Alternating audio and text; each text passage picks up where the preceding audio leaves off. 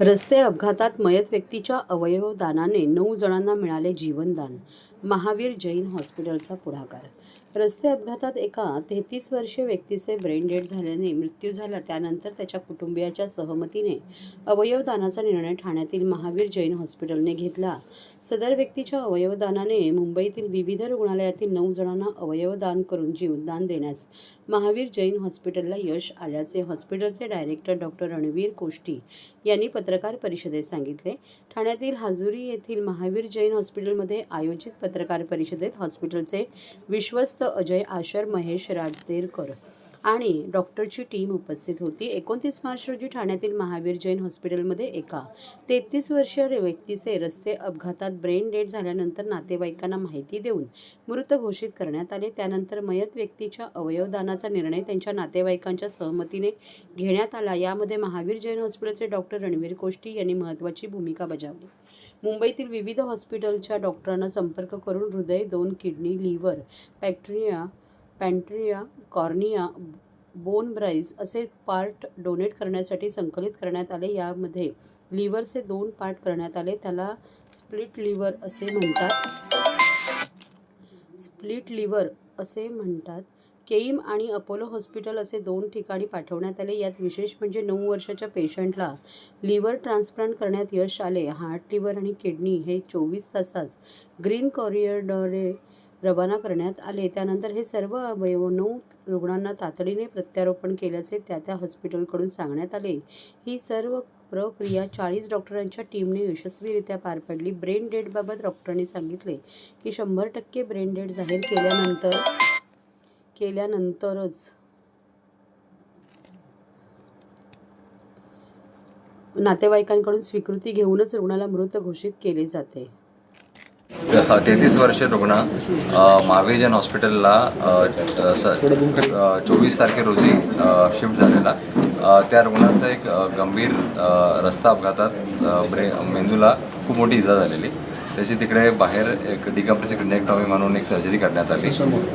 आणि इथे आल्यानंतर आम्ही जेव्हा क्लिनिकली तपास केला तर आम्हाला आढळलं की ते रुग्णाचे ब्रेन स्टेम रिफ्लेक्सेस ॲबसेंट आहेत.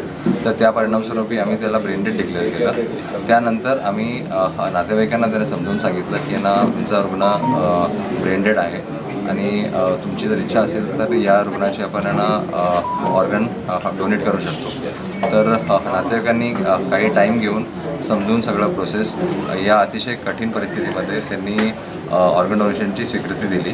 त्या परिणामस्वरूपी काल 29 तारखेला आम्ही ZT zonal transplant coordination committee जी महाराष्ट्र गव्हर्नमेंटची कमिटी आहे त्यांना सूचित केलं आणि त्यांच्या डायरेक्शनच्या अनुसार वेगवेगळ्या हॉस्पिटल्स इथून प्रत्येक टीम आमच्या हॉस्पिटलला आल्या आणि हार्ट, किडनी,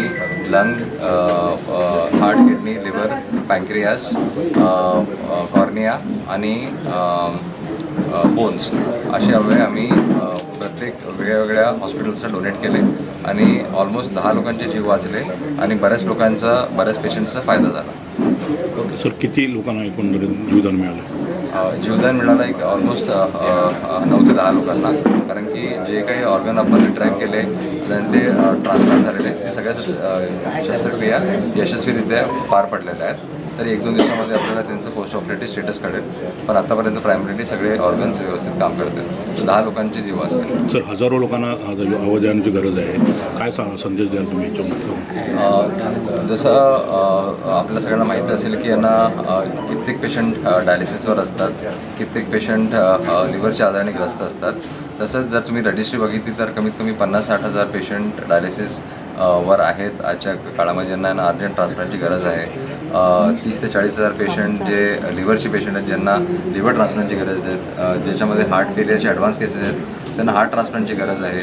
तसंच पँक्रियाज, लंग्स ज्यांचे निकामी आहेत लंग्स ट्रान्सप्लांटची गरज, असे लाखोच्या संख्येमध्ये सॉलिड ऑर्गनसाठी आजच्या तारखेमध्ये रिक्वायरमेंट आहे. तर नागरिकांना काय संदेश द्याल? तर जसं मी सांगितलं की एवढी ऑर्गन्सची गरज आहे तर नागरिकांना मला एकच संदेश असेल की प्रत्येकाने ऑर्गन डोनेशनसाठी जागरूक होणं गरजेचं आहे. प्रत्येक इंडिव्हिज्युअलनी त्याच्यासाठी ऑर्गन डोनेशन कशा प्रकारे होतो, कसं होतो आणि काय काय करता येईल त्याच्यासाठी आपल्याला वाचणं किंवा समजून घेणं गरजेचं आहे.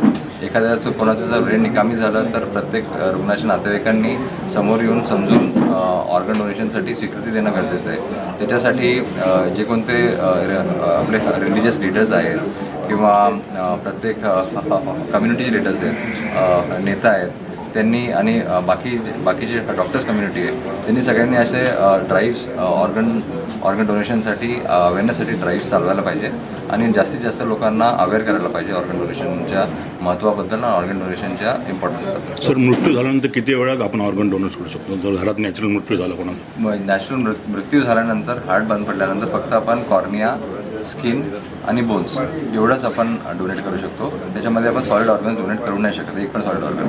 फक्त ब्रेन डेड नंतर पण सॉलिड ऑर्गन डोनेट करू शकतो. आणि सॉलिड ऑर्गन डोनेट करणं हे जास्त महत्त्वाचं असते, कारण की त्यांनी डायरेक्ट पेशंटचा जीव वाचतो. आपण कॉर्निया डोनेट केला तर नेत्रदान पण अतिशय श्रेष्ठ दान आहे, पण त्यांनी पेशंटला बघता येत नाही त्याला आपण हे देऊ शकतो, बघण्याची पावर देऊ शकतो. पण जे सॉलिड ऑर्गन्स आहेत ते देतो तर ते जीव वाचतो डायरेक्ट. सर खूप बरं वाटतंय, चांगलं वाटतंय की आमचे हॉस्पिटलमध्ये अशी प्रक्रिया सेकंड टाईम झाली आहे आणि आमचा उद्देश जो होता की मॅक्सिमम लोकांना आम्ही हे उपलब्धी देऊ, मॅक्सिमम लोकांना आम्ही काही ना काही हेल्प करू. आणि आता हे तर सर्वात मोठं झालं की त्याच्यामध्ये आपली हॉस्पिटलमध्ये आपण रोजच प्राण वाचवतोय, पण हे दुसरं प्राण दिल्यासारखं असतं आणि आम्हाला खूप चांगलं वाटतंय की आमचा जे उद्देश होता जे हॉस्पिटल चालू करण्याचा आता खूप त्याचा चांगला उपयोग होत आहे. आणि सगळेच आमचे स्टाफ आहे, आमचे को ट्रस्टी आहे, सगळेच याच्यामध्ये खूप म्हणजे उल्हासाने काम करतात आणि चांगले रिझल्ट देतात. सर, अवयवदान हे कितीपत महत्त्वाचं आहे, कशा प्रकारे सांगा? खूपच महत्त्वाचं आहे. आता जसे डॉक्टर रणवीर म्हणाले तसे वेटिंग लिस्ट खूपच मोठा आहे. More than 60,000 want kidneys, almost 25-30,000 want liver आणि हार्ट ट्रान्सप्लांट वगैरे सगळ्याची खूपच गरज आहे.